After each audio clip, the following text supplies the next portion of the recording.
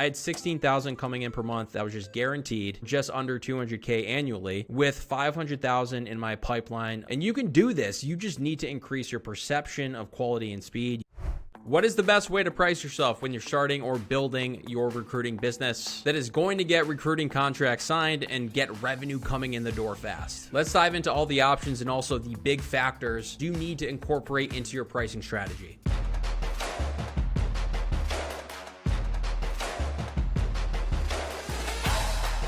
Okay, so pricing for recruiters, especially when you're starting your recruiting agency, this is a very common question that we see in the Facebook group. We'll cover some pricing options that you have and best practices with going to market with your agency. But I started my agency back in 2017. We closed a handful of clients from 20% down to 10 and 12%. And we drove over 280K in placement fees in that first year. Clients loved us. And then I thought to myself, hey, why don't we have a sales strategy where our new business model is 12.5% placement fees and go to market with this value prop of cost being our biggest advantage. And for me, when we went down with our pricing, the big lesson that I learned was I closed less deals. I opened the door to less initial meetings. And I coach up so many recruiters that start off with a 10% fee or 8% fee. And when we did that, we basically were going to market saying, hey, we're a recruiter. We've been in business for 6 months.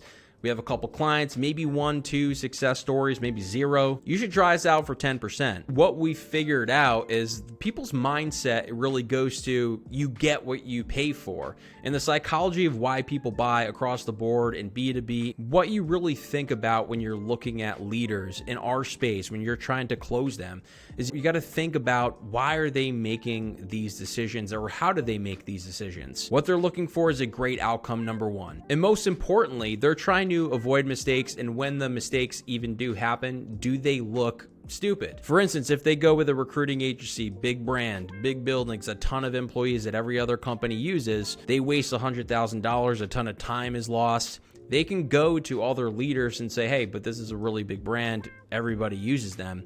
So you need to make sure that you're airtight on your perception of outcome, and pricing does tie into that. So let's talk about exact pricing strategies. What are your options here? What can you lay out when you are going to market? Before we get there, if you're a recruiter, be sure to like and subscribe. Check out solorecruiter.io, free resources, free templates, and check out the membership portal. I'm going to go deeper into pricing, different strategies, different playbooks you can use, take, and deploy. So number one is contingency fee. Most of the market is contingency based, which means when you make a placement, you get paid. It's going to be 10 to 30%, sometimes more, of the first year base salary. So if you charge 20% for a $100,000 role, you get $20,000 on the placement. And really what you choose for a number depends on a number of factors. It could be the market. Right now, talent is flooding the market with all these thousands of layoffs. It could be the candidate market. So I worked on one role in Wisconsin. It was a technical role, and this one was really hard to find. Middle of nowhere, had to be on site, had to find somebody that would maybe relocate. So I charged 35%. You could do RPO or contracting. This just means charge a monthly fee. You can run a search. You can even go deeper into consulting or helping with interviews. I've seen as low as $3,000 a month, seen as high as $30,000 a month. I charged $95 an hour for one of the clients that I had, or around $16K a month. And that's just flat fee. You're working on a bunch of roles that they have. Some other options, you could do a hybrid. You can charge